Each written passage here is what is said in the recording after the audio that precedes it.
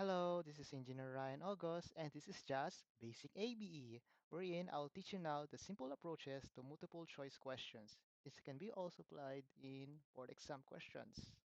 So our very first approach is looks fam. Sabi nila, isang tingin, dapat alam mo na. In other words, it is just stock knowledge. Kunyari, the ability of a precipitation to cause soil erosion, pag ganito, you would already know the answer just by the question given lang. So kapag hindi mo maalala yung sagot, there's always another chance to look at the choices.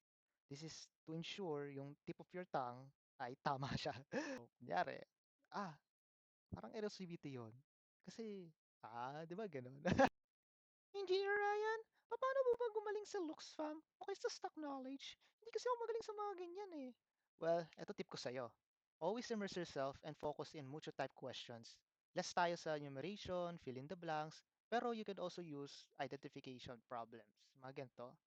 Ang same structure din kasi sila sa mga mucho type. You'd want to use digital flashcards over writing kasi it's much more efficient and convenient. At saka, mas marami ka pang may input and less time consuming than writing. You can also use AI tools such as Gemini. I use ChatGPT para kunyari sa mga like 1,000 review materials na multi type questions para lang ma-input mo agad yung mga questions into flashcards agad. So I suggest to discipline yourself into answering at least mga 100 plus mucho questions every day para ma-build up mo yung looks pa mo dyan. So that by the end of your review phase, you could already master up to 300 plus mucho. Then for me, it was 500 plus mucho every day. So kasi ang atake ko during my board exam is paramihan ng kaalaman. So you'd want to expose yourself to many questions para matanggal yung fear and doubtness mo.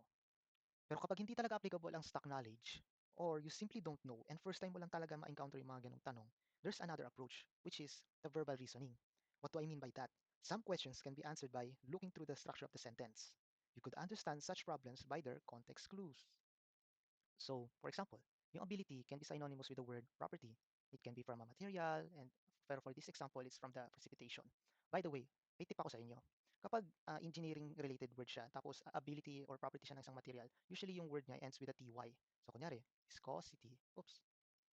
It is the ability or property of material to resist flow. So, parang ganyan yung general idea niya. So, ano pa? Ty siya. So, resistivity. So, ability of the material or property to resist current or electrical current. Another example here is yung word na erosion. So usually, among these choices, what seems to obvious could also be the right answer. So paano ba natin ma-emphasize na, ito yung answer talaga and hindi na tayo nagda-doubt na ganito kalayo talaga yung choices na to and this and that. Well, ito yung tip ko sa inyo.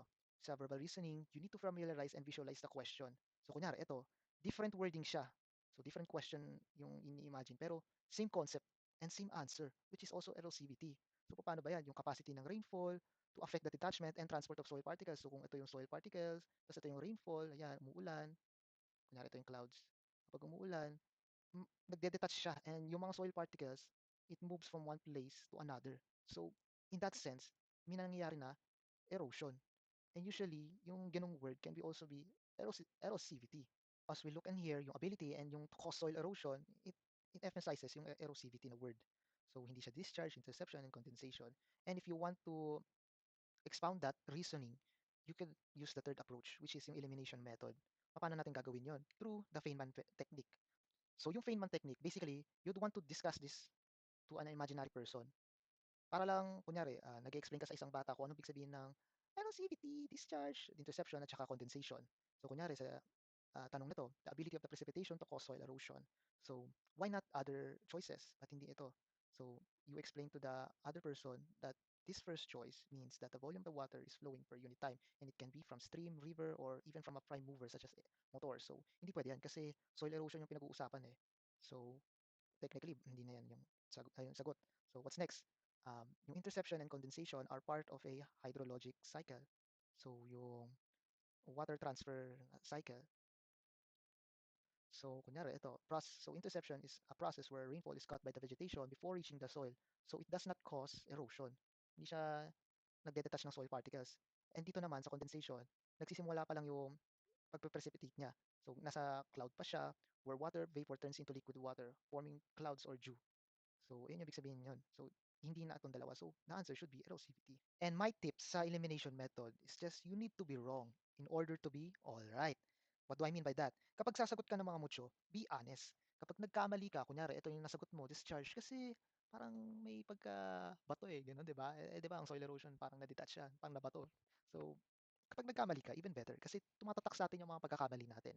We usually think about our mistakes and replay it in our head more, just so we could correct it. Dapat pala ganito. Bakit hindi ito yung nasagot ko? Kaya pala. Ganyan usually response natin. So let it be just that, yung maging valid siya. Para tumatak din kapag mahirap siyang i-digest. So the next time na ma-encounter mo yung mga gantong tanong, hindi ka na mahihirapan na ma-explain mo sa sarili mo na bakit hindi ito yung choices and ito yung pinaka-best niya dito sa tanong na to. So that's it for my Just Basic ABE. My name is Engineer Ryan August. Bye-bye!